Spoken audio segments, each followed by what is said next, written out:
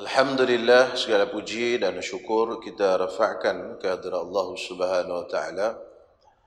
Dengan limpah kurnia Allah Subhanahu wa taala, pada malam ni dapat kita bersama dalam kuliah maghrib ni. Mudah-mudahan diberkati dan dirahmati oleh Allah Subhanahu wa taala.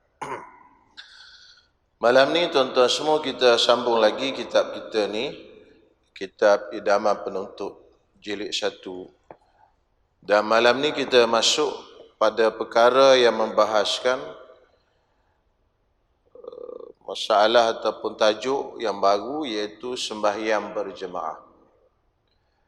Jadi malam ni kita akan bincangkan hukum hakam yang berkaitan dengan sembahyang berjemaah.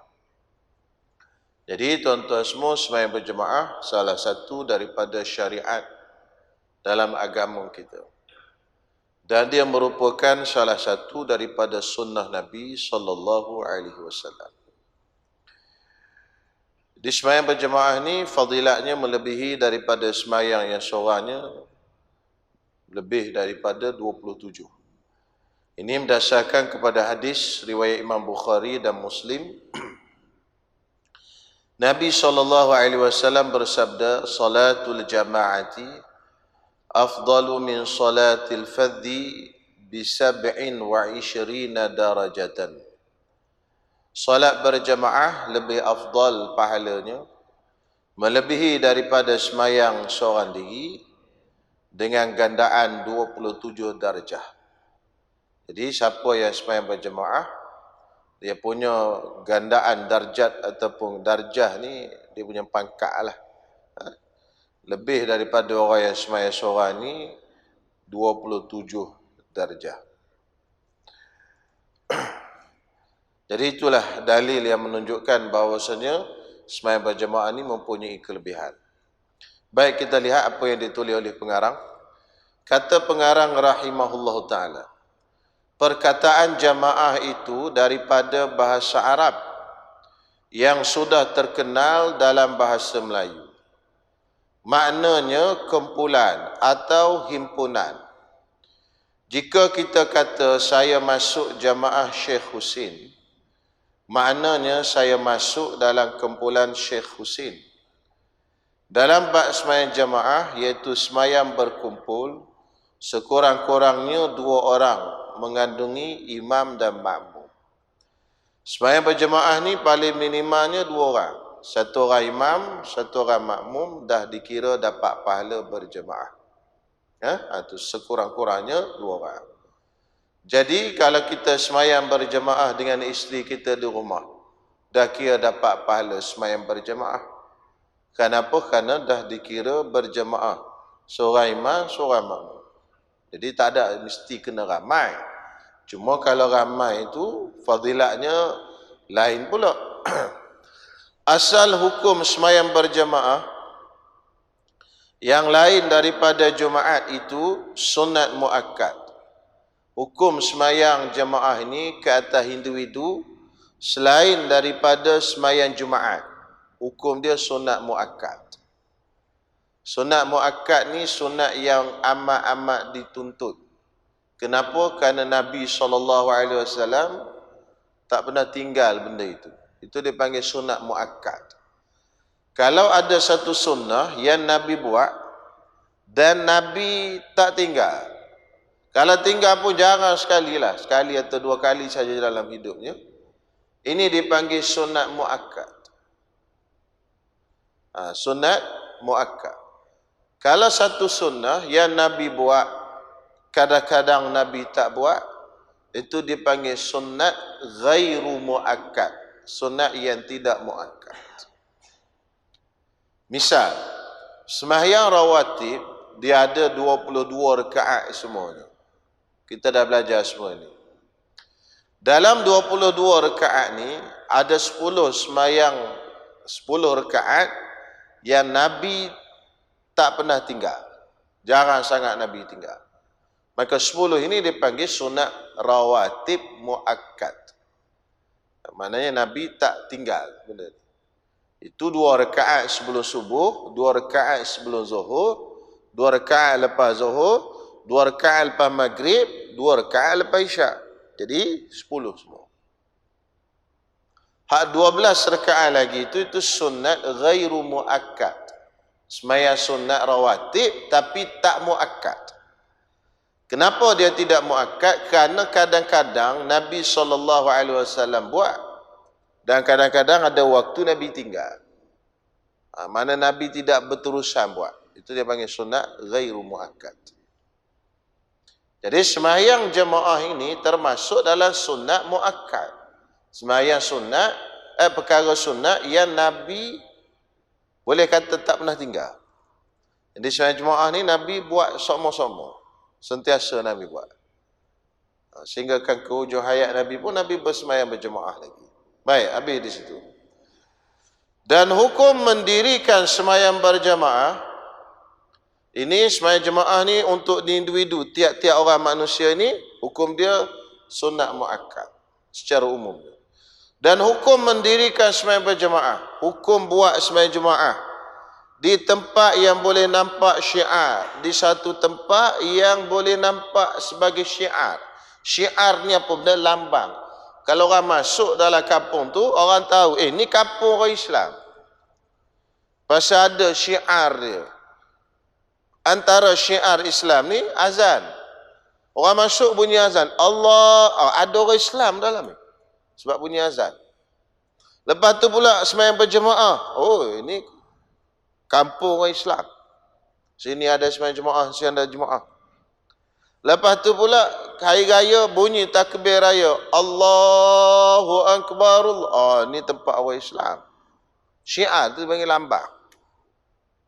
Itu lambang Islam. Hak asal. Hak asal dibuat di zaman Nabi SAW. Sekarang adalah tambahan-tambahan syiar Islam ni. Kubah, masjid dan sebagainya itu syiar lah. Tapi itu syiar yang wujud kemudian. Syiar yang ada asal di zaman Nabi, azan, sembahyang berjemaah, takbir raya, ini khutbah Jumaat, sembahyang Jumaat, ini dipanggil syiar. Jadi sembahyang jemaah ni kita kena buat sampai nampak syiar dalam satu kampung. Maknanya kalau sembahyang jemaah pakai buat kat rumah belaka, tuan-tuan tak mari ke masjid, buat kat rumah belaka, tanpa ada keuzuran, maka tuan-tuan semua satu kampung tu dosa belaka. Semua sebiji kampung tu dosa belaka. Melainkan ada uzur, COVID. Kan, tak boleh keluar rumah. Jadi tak boleh keluar rumah, sembahyanglah jemaah di rumah semua. Itu ada uzur, itu bab lain. Itu pun bila dah boleh sikit, jaiz terus suruh sembahyang jemaah di masjid, tu imam dengan tu bilal, sekurang-kurangnya 2 orang. Kan? Jadi, kalau waktu tak ada darurat, waktu aman, waktu sihat, tiba-tiba tak ada sembahyang jemaah buat di satu tempat yang boleh orang masuk. Orang nak masuk boleh. Rumah kita mana boleh masuk? Tuan-tuan, boleh tak masuk rumah orang? Masuk gitu ya? Halau kat tu rumah. Masjid ni kan tuan-tuan boleh masuk, gitu keluar, masuk, keluar. Rumah mana boleh masuk rumah orang? Saya buat sembahyang jemaah di mana? Di rumah saya. Rumah awak tu boleh orang keluar masuk ke? Tak boleh. Tak boleh. Tak masuk dalam syiar lagi. Ada syiar mana satu tempat yang maknanya orang boleh keluar masuk tengok. Boleh. Macam masjid. Jadi buat sembahyang jemaah sehingga nampak syiar Islam di suatu kampung atau suatu kawasan itu fardu kifayah. Hukum dia fardu kifayah. Maknanya kalau dalam satu kampung yang kecil, kampung kecil, kena ada satu tempat buat jemaah yang tempat tu boleh orang keluar masuk. Dewan ke, masjid ke, tak syarat masjid. Tapi makna tempat tu orang nak masuk tak segan. Kalau rumah orang segan masuk. Kalau kampung besar, kena banyak. Contoh tuan-tuan semua, kita duduk di Hulu Kelang. Kan, Hulu Kelang. Kata kampung Hulu Kelang, katalah. Walaupun Hulu Kelang tu bukan kampung, dia distrik dah kan, daerah. Jadi tuan-tuan semua, kampung Hulu Kelang, besar lah. Kampung. Tiba-tiba ada satu masjid Hulu Kelang aja. Satu tu je orang buat sembahyang Jumaat.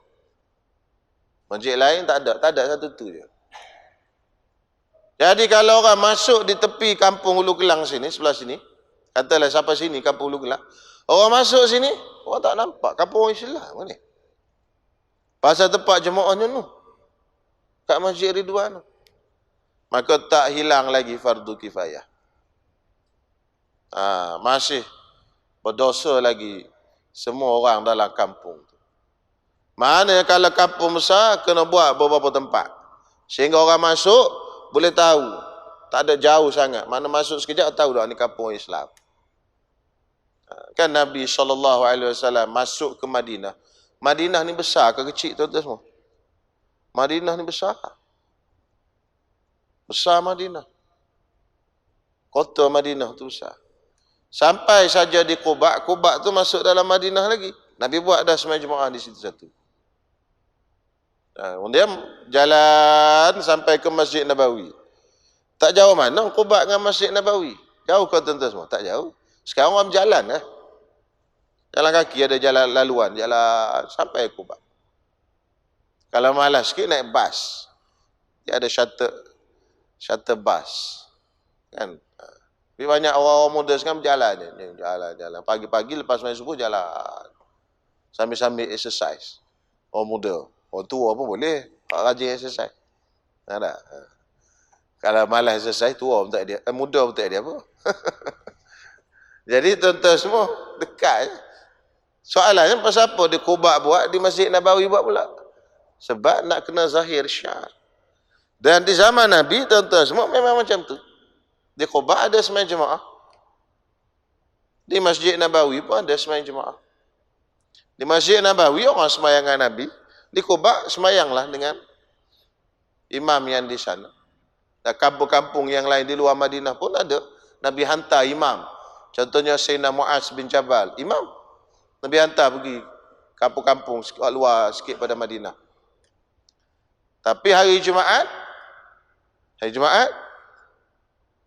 semua orang kat luar ni mari sembahyang Masjid Nabawi belaka. Jumaat buat kat Masjid Nabi satu je. Sebab tu Imam Syafi'i mazhab dia tak boleh banyak Jumaat. Dalam satu kampung. Kena ada satu je. Sebab zaman Nabi, Jumaat tak buat di tempat lain. Melainkan Masjid Nabawi je. Sembahyang jamaah buat. Sembahyang raya Masjid Nabawi. Kalau tak buat masjid, Nabi sembahyang di luar. Tapi kawasan tu lah. Dia tak buat hanya tempat. Sembahyang Jumaat, Masjid Nabawi. Tapi sembahyang jemaah, buat banyak-banyak. Jadi kerana itu dalam mazhab kita, tak boleh banyak Jumaat, tak boleh buat. Kalau nak buat banyak dalam satu kampung, kena dapat kebenaran daripada pihak berkuasa. Tak boleh kita main buat je. Kan, kumpul-kumpul ramai-ramai. Ramai dah kita ni 40 orang kata dia. Lah. Kan? 40 ni kita. Kalau pergi sembahyang Jumaat lambat ni. Kambing duk tengah masak ni kata dia.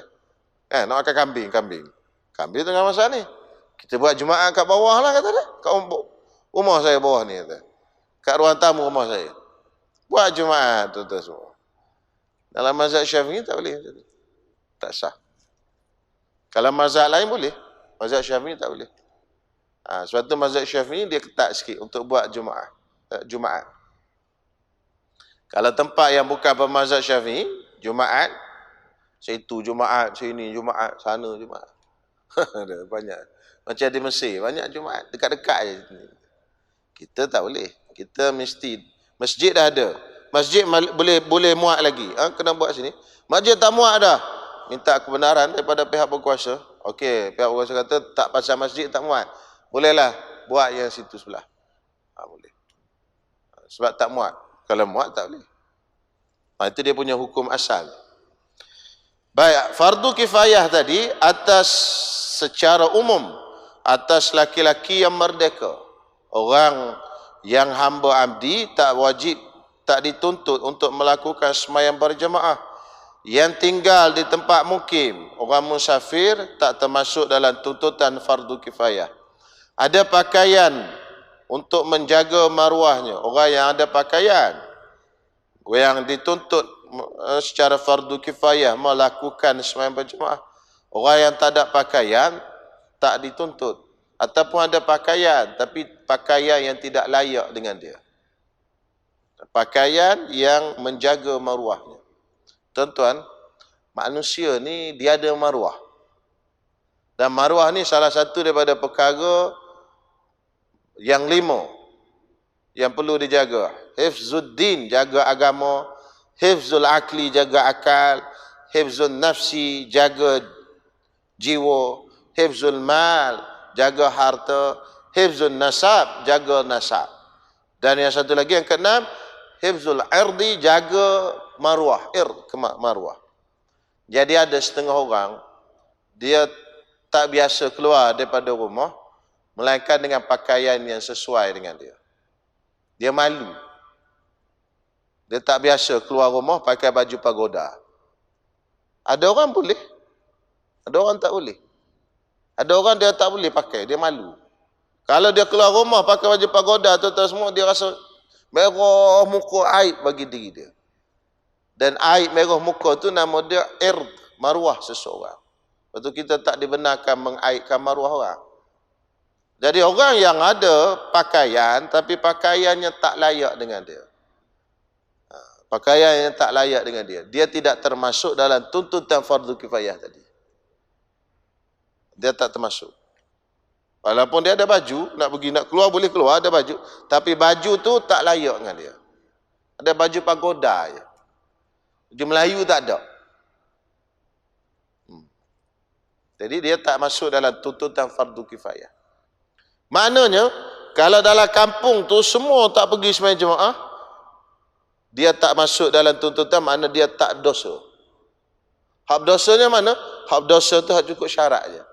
Lelaki, merdeka, yang tak musafir, yang ada pakaian yang layak jaga maruah dia.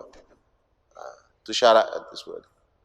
Boleh kan tuan-tuan semua? Itu hukum dari segi teori ya ni. Kita sekarang ni tak ada sangatlah benda ni. Tambah-tambah orang zaman sekarang ni kadang-kadang tak ada sampai ke tahap itu sangat. Kalau tok-tok guru, macam tok-tok guru tuan-tuan semua, dia tak, macam contoh orang-orang di Fatani, tok-tok guru pondok kan, dia tak biasa keluar rumah pakai seluar jin ke apa. Dia tak biasa. Dia keluar rumah pakai jubah ataupun baju Melayu kain sarung.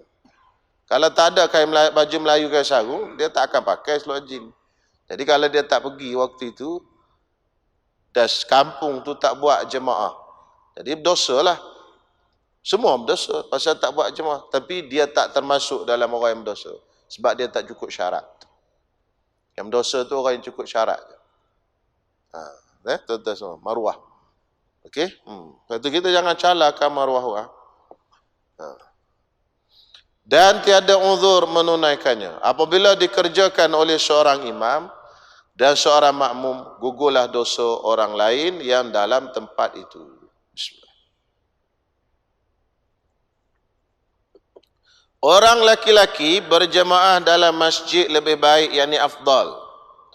Dan hasillah fadilat berjemaah dengan seorang imam dan seorang makmum. Orang laki-laki afdal semayang di masjid. Lebih afdal. Asal dia laki-laki. Tak kisahlah dia dewasa ke kanak-kanak. Jadi sebab tu sepatutnya anak-anak kecil ni kita bawa dah. Ajar dia, hak laki ni ajar dia bawa ke masjid daripada dia kecil lagi. Tapi kecil hak memayis lah, hak boleh semayang. Hak tak boleh semayang tu sekali-sekala bolehlah bawa sambil-sambil nak mengasuh.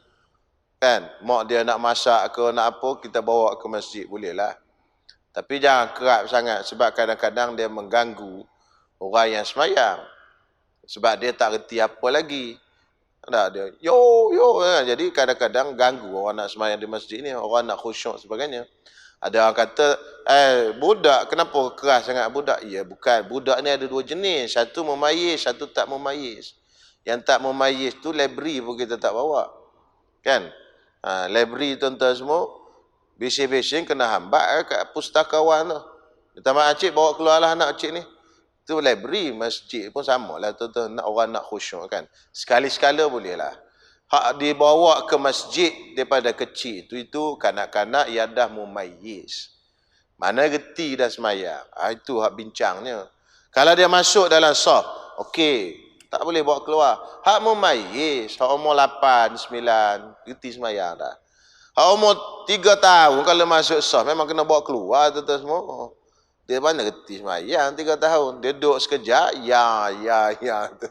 Kan? Tuan-tuan kena faham budak yang macam mana yang disebut oleh ulama tu, budak yang mumayyiz. Jadi kadang-kadang setengah orang dia, apa ni masjid ganas sangat dengan budak-budak. Tak. Budak yang tak mumayyiz memang Nabi sebut jannibu sibyanakum wa majaninakum al-masajid. Jauhi orang-orang gila dan budak-budak daripada masjid kamu. Orang gila jangan bagi masuk masjid, nanti dia kencing merata-rata kotor masjid. Budak-budak jangan bagi masuk dalam masjid. Budak mana? Budak tadilah, budak hak tak mumayyiz tadi. Dia tak reti lagi, kencing, berak apa semua. Jadi sekali-sekala kita bawa tu tak apalah. Kalau bawa kat takut kencing apa semua, kan? Yalah pakai pamper bocor apa semua gitu. Ada pun yang mumayyiz memang disuruh kita bawa, latih daripada kecil lagi. Jangan dah tua bawa nak bawa ke masjid. Bawa tua tuan-tuan semua, tak mahu dia. Jom bang ke masjid. Maaf bah, malam ni nak pergi main bola kata dia. Kan? Bola bagus sikit kata dia. Tak mahu dia pasal dah besar. Jadi boleh bawa. Dan kalau dah mumayyiz ni dia duduk dalam saf pun boleh. Cuma ulama kata jangan duduk saf di belakang imam je. Dan dekat-dekat dengan imam ni. Takut imam terbatal kan, orang dekat ni nak masuk ganti. Jadi dia nak ganti macam mana, dia budak lagi. Tapi kalau duduk saf pun tak ada masalah. Yang penting dia semayang. Itu je. Jadi lelaki ni maksudnya kanak-kanak pun masuk lelaki. Sunat semayang di masjid. Lebih afdal semayang masjid. Ada pun orang perempuan ni ada perbincangan para ulama. Tetapi dalam mazhab Syafi'i, tuan-tuan semua, sebahagian ulama berpendapat orang perempuan semayang di rumah lebih afdal. Tapi guru saya kata begitu. Guru saya daripada Yaman, dia kata, cerita gitu je, cukup je lah. Lepas tu tak payah cerita banyak. Sebab apa? Sebab masalah perempuan semayang berjemaah ni memanglah disebut dalam kitab afdal di rumah. Tapi di Malaysia, orang perempuan ramai supaya di masjid. Dan mungkin suasana sekarang ni tak ada masalah sangat, selamat. Tak, dia mari ke masjid pun naik kereta, balik naik kereta, tak ada masalah sangat. Jadi sebut sepintas lalu yang teori dalam kitab, sudahlah. Hurai banyak-banyak, nanti makcik-makcik nanti tak datang pula masjid. Susahlah tuan-tuan semua nak minum teh. Kepada makmum dihukumkan dapat berjemaah berserta dengan imam lain daripada jemaat selagi imam belum memberi salam yang pertama, meskipun ia belum sempat duduk bersama imam itu. Jadi makmum ni dah masuk hukum dah. Tadi fadilah masuk hukum. Bilakah makmum ni dia akan dapat pahala berjemaah tadi? Dia kata kepada makmum dihukumkan dapat berjemaah berserta dengan imam lain daripada jemaat selagi, ini selain daripada sembahyang Jumaat, selagi imam belum memberi salam yang pertama. Kita masuk-masuk, tu imam tak bagi salam lagi. Salam ni kat mana? Kata ulama, belum bunyi mim. Assalamualaikum. Bila bunyi mim, habis. Khalas, tamat. Bila bunyi mim, sudah tidak ada lagi. Okey? Kalau sebelum daripada bunyi mim, dia takbir, dia masuk, Allahu Akbar, imam apa bagi salam? Assalamualaikum warahmatullahi. Tak sempat pun dia turun duduk dengan imam. Dia dapat fadilat 27. Tapi fadilat 27 tu tak sama dengan fadilat orang dapat daripada awal. 27, nama 27. Tapi dari segi kualitinya tak sama. Walaupun namanya sama, 27 juga. Tapi kualitinya tak sama. Kan? Macam durian lah.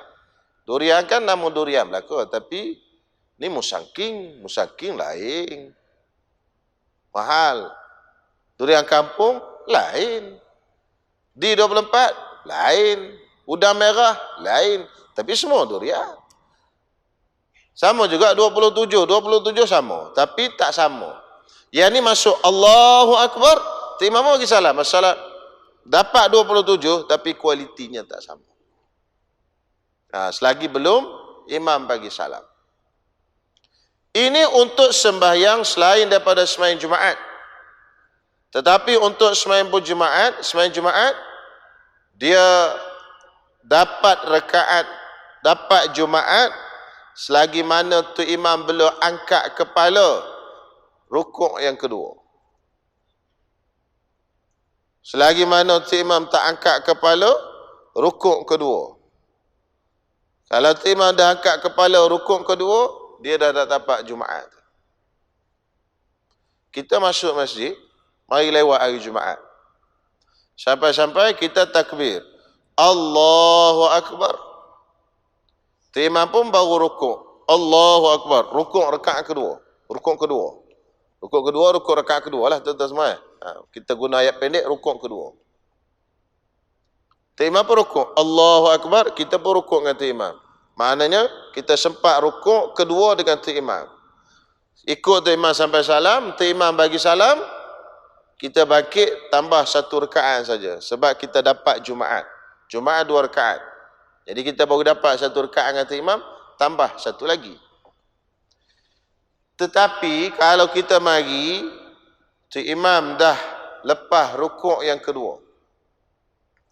Kita masuk sampai masjid, kita pun baru nak takbir, tu imam pun bangkit.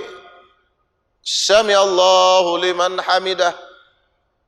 Dia bangkit rukuk yang kedua. Kita takbir, Allahu Akbar. Ikut tu imam. Orang ni tak dapat Jumaat dah. Tapi dia kena niat Jumaat. Saja aku sembahyang fardu Jumaat, 2 rakaat, ikut imam kerana Ta'ala. Allahu Akbar. Niat mesti niat Jumaat. Tu imam bagi salam, dia tak dapat Jumaat. Jadi orang yang tak dapat Jumaat, dia tak boleh sembahyang 2 rakaat. Jumaat 2 rakaat. Dia tak dapat Jumaat. Sebab tanda dapat Jumaat ni di rukuk yang kedua tadi. Jadi bila dia tak dapat Jumaat, dia dapat apa? Dapat zuhur. Bila dia dapat zuhur, dia kena buat apa? Dia kena sembahyang zuhur lah. Dia sembahyang semula ke? Tak. Tambah 4 rakaat dah. Dia tak boleh sembahyang semula. Haram. Automatik sembahyang dia tu bertukar jadi zuhur. Dia niat Jumaat, tapi dia automatik tukar jadi zuhur. Jadi ini kena ambil perhatian betul-betul. Orang jenis mari lambat sembahyang Jumaat. Hak kaki lambat Jumaat. Orang duk khutbah, dia duk makan nasi goreng lagi kat rumah. Kan? Mari-mari lambat tuan-tuan semua. Allahu Akbar, hujung dah. Dia pun lepas salam, dia tambah satu lagi, 2 rakaat saja. Dia tambah 2 rakaat saja. Maka tuan-tuan semua tidak sah dalam mazhab Syafi'i. Tambah 2 rakaat macam tu tidak sah. Dia mesti tambah 4 sebab dia dah tak dapat zuhur. Tak dapat Jumaat. Okey? Itu kena jelas tu. Jadi sebab dia kata lain daripada sembahyang Jumaat. Selagi imam belum memberi salam yang pertama, meskipun ia belum sempat duduk, dia tak duduk pun dengan tu imam. Sempat duduk bersama imam itu, tetapi jika takbir makmum serentak dengan salam imam. Makmum takbir, Allah, tu imam tengah bagi salam, Assalamualaikum. Dia takbir serentak dengan imam bagi salam. Kata Syekh Ramli, tidaklah dapat berjemaah itu dan jadilah sembahyangnya itu sebagai sembahyang seorang diri, dan kata Syekh Ibn Hajar dapat jemaah juga. Ini kes serentak takbir. Allah terima Assalamualaikum. Dia boleh jadi macam tu. Terima Assalamualaikum, dia Allah serentak. Yang serentak ni dapat tak fadilat jemaah? Kata Syekh Ramli tak dapat. Kata Ibn Hajar dapat. Adapun berjamaah pada sembahyang Jumaat hukumnya fardu ain dan tidak dapat berjamaah dengan kurang daripada 1 rakaat bersama imam. Semayang Jumaat kena berjemaah paling kurang dengan tu imam 1 rakaat. Jadi kalau dia dah datang, tu imam dah bangkit daripada rukuk rakaat kedua, bermakna dia tak dapat jemaah dengan tu imam 1 rakaat pun. Dia tak dapat 1 rakaat pun dengan tu imam. Maka tak dapatlah Jumaat. Sebab tu dia kata paling kurang dia kena berjemaah dengan tu imam 1 rakaat. Barulah dia dapat Jumaat. Sama ada di hujung ataupun dia masuk awal pun boleh jadi juga. Contoh macam ni, kita mari sama-sama dengan khutbah dengar khutbah apa, takbir sama dengan tu imam. Allahu Akbar. Tu imam pun takbir Allahu Akbar, kita takbir Allahu Akbar. Sampailah sujud kedua. Sampai sujud kedua, bangkit ke rakaat kedua. Allahu Akbar. Kita pun sakit perut. Sakit? Sakit apa tuan-tuan? Sakit perut. Nak buat apa? Nak melabur. Ada? Jangan duk tahan-tahan tu semua. Menggeleding kan borai dalam masjid. Nanya. Apa nak buat? Maka kita pun niat mufaraqah. Niat mufaraqah.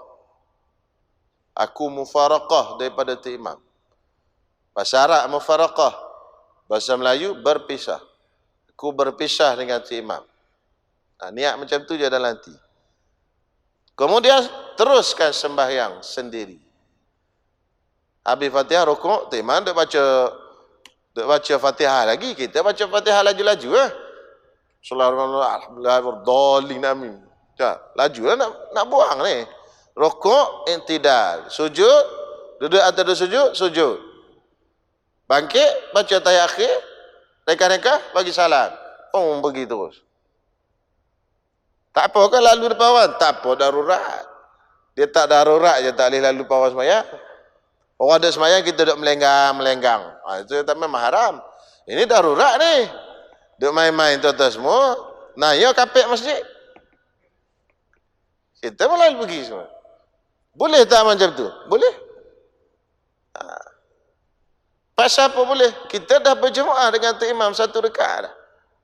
Rakaat pertama dah jemaah. Cukup dah, sah dah Jumaat. Dia syarat berjemaah dengan syarat untuk sah Jumaat, berjemaah dengan tu imam paling kurang 1 rakaat.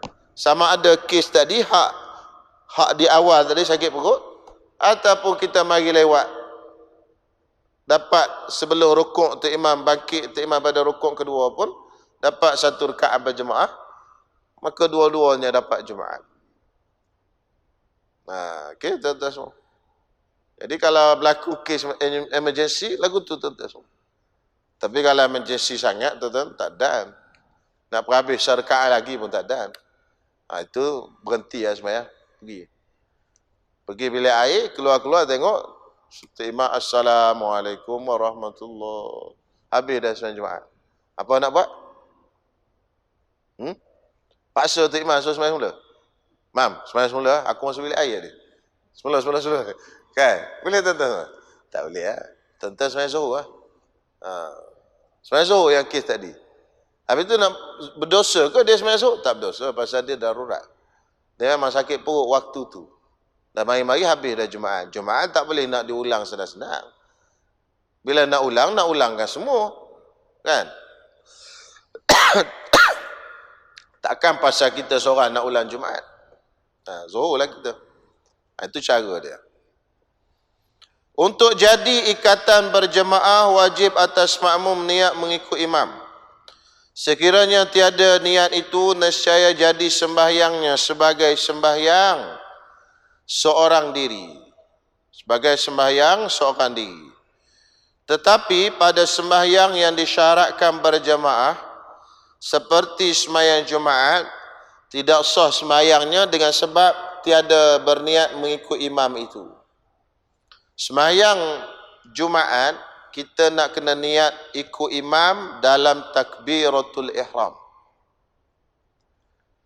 Jadi saja aku sembahyang fardu Jumaat 2 rakaat mengikut imam. Kalau kita makmum ataupun makmum kerana Allah Ta'ala, mesti kena niat dalam takbir.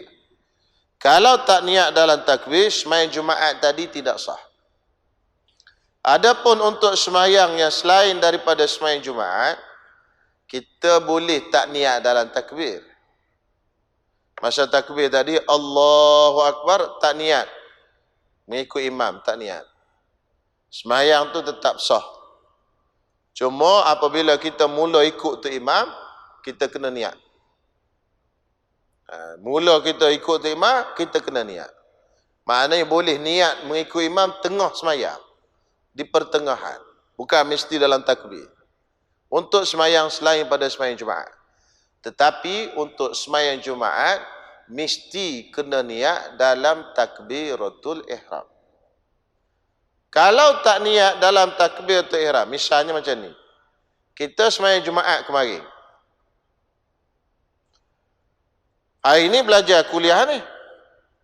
Baru teringat, malam tadi tak ni, malam tadi pula. Kemarin semayang Jumaat tak niat ikut tu imam.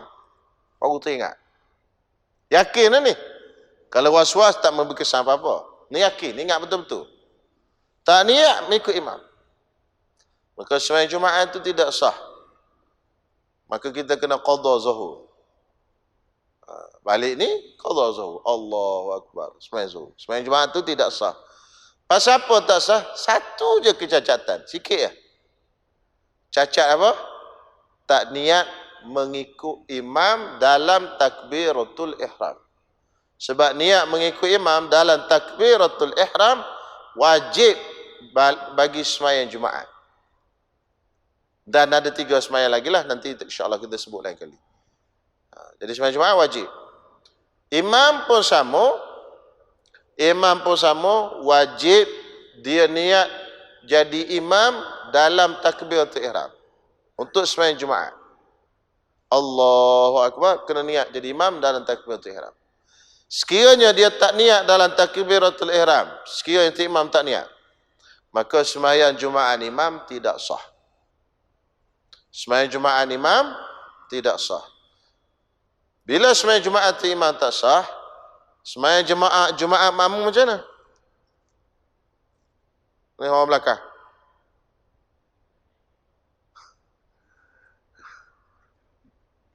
Kena ijtihad dan grup WhatsApp.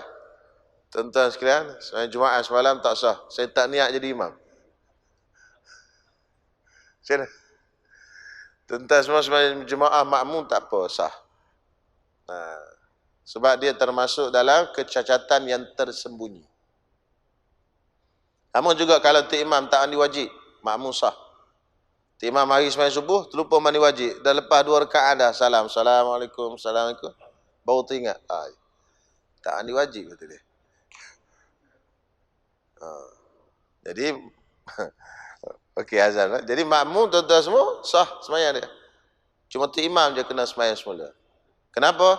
Kerana dia termasuk dalam kecacatan yang tersembunyi. Azan lah tuan-tuan, insyaAllah.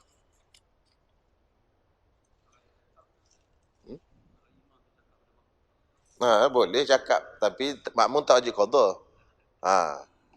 Nak cakap lah, tapi tak. Malu sikit. Okay, insyaAllah kita azan ya. Jadi tuan-tuan semua, sebelum tutup ni ada satu soalan masuk.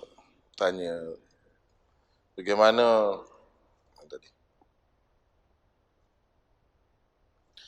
Macam mana niat solat Jumaat tetapi kemudian solat zuhur jika masbuk selepas rukuk kedua? Dia tak perlu niat apa. Dia jadi automatik. Jadi kalau kita masuk ke masjid, sampai masjid, imam dah lepas rukuk yang kedua. Kita niat, Allahu Akbar, saja aku semayang fardu Jumaat, 2 rakaat, mengikut imam kerana Allah Ta'ala. Niat semayang Jumaat. Mesti niat semayang Jumaat. Walaupun kita tahu dah, ini tak dapat ni zuhur ni, tak dapat Jumaat ni. Tapi kena niat Jumaat. Pasal apa nanti saya sebut lepas ni. Kena niat Jumaat. Tak boleh niat zuhur. Walaupun kita tahu dah, ni tak dapat Jumaat, dah lepas rukuk dah. Tapi kena niat Jumaat. Kemudian apabila sahaja imam bagi salam, Assalamualaikum warahmatullahi, Assalamualaikum warahmatullahi, kita pun bangunlah sambung. Sambungnya sambung 4 rakaat. Terus sambung 4 rakaat. Tak perlu niat zuhur, tak ada, dia automatik jadi zuhur. Tak perlu tukar niat. Jadi sebab tu orang buat teka-teki tu. Diniatkan tetapi tak dibuat. Dibuat tapi tak diniatkan. Apa dia? Boleh tu? Cuba, boleh hafal? Diniat tetapi tidak dibuat. Dibuat tetapi tidak diniat. Niat tapi tak buat. Niat Jumaat tapi tak buat Jumaat. Dibuat tapi tidak niat. Buat zuhur tapi tak niat zuhur.